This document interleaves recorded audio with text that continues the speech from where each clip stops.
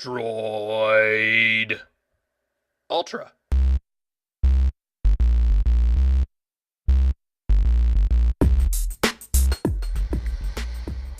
Hey there everybody, Phil here for AndroidCentral.com. Yes, with the Motorola Droid Ultra on Verizon. So this is my first look at that glowing red eye. It's back.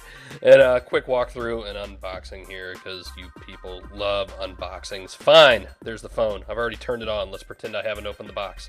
That's it. It's breathing at me already. If you've been paying attention to the site for the past week or so, you'll know what that means. I'll talk about it in a second. So in the box, you've got an Ingress invite. If you've never played Ingress, it's built into the phone. It's on there already. Here it is, the Droid Ultra. You've got a bunch of books and the charger and micro USB cable. That's it in the box. Nothing more exciting than that. That is your Droid Ultra unboxing. Thank you very much. We're out of here. See you next time. Now we'll talk about the phone for a minute. So here it is, Droid Ultra. Look, it's the new line of droids. It's a little plasticky. It is kind of the big brother to the Moto X. Here's the Moto X, and this is certainly the more hyped device, I think. Droid Ultra, the Droid line, has physical, buttons, capacitive buttons down there on the bottom. Moto X does not. Right, we'll zoom in a little better so you can see better. But you will notice the displays, right? Definitely different sizes. 4.7 inches on the right, 5 inches even on the left. Droid Ultra is decidedly plastic. If you didn't know better, you might say Samsung made it. It's glossy, it's slick, it's a fingerprint magnet. Moto X is soft touch.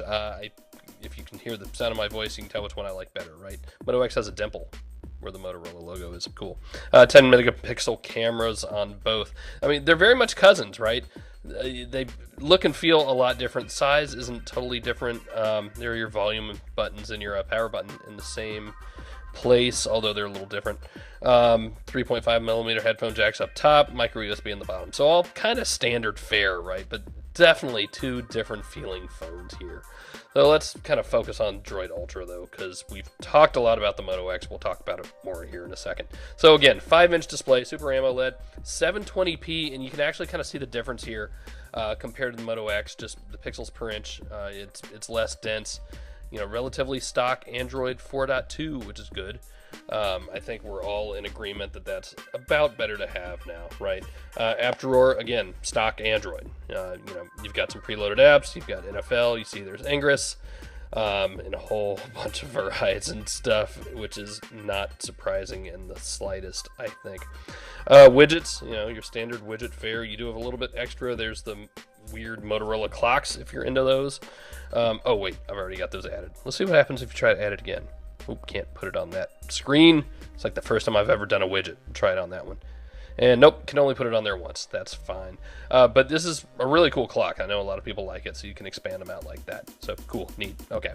But yeah, it's stock Android, right? We've seen this before, and again, a lot like the Moto X. In fact, let's bring the Moto X back here in a minute. Wireless display, you've got your Verizon logo there. And here's the settings menu again. We're used to seeing it, right? Active notifications and touchless control. Again, same as on the Moto X. And in fact, we'll just flip it on the Moto X settings and you see there it is, right? You've got Droid Zap, which is their weird way of sharing stuff. I'll bounce into that here now, I guess. That's their way of sharing pictures and stuff with people nearby. Cool, I guess. All right, so here's the really cool trick. I promised we'd bring the Moto X back out, and there it is. And you've seen this before, right? I can say, okay, Google now, and both phones will wake up. Yes, this has the same touchless control, just as quick on both devices.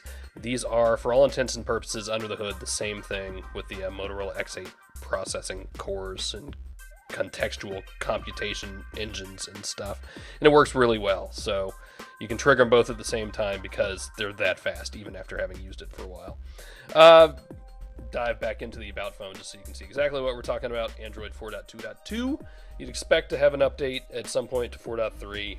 I would be extremely surprised if it never got that. Bring it up against a couple other phones. Here's the Samsung Galaxy S4. If I had to put it up against one other phone and say these two are cousins, this would be it. Very plasticky, same sort of feel, very fingerprint magnets. It is what it is. Here's the HTC One, which we've been a big fan of for a while, and you can really see the design differences, even though they're almost the same size. The HTC One's a little bit slimmer. Those speakers really make it look different, I guess. But two really good phones here, I think. So it'll be a tough choice for a lot of people. I get that. It's not going to be easy. So they're about the same thickness, pretty close. You know, and it's going to be tough, guys. Let's face it, right? So there you go, a quick look at the new Motorola Droid Ultra on Verizon. That's it. See you later.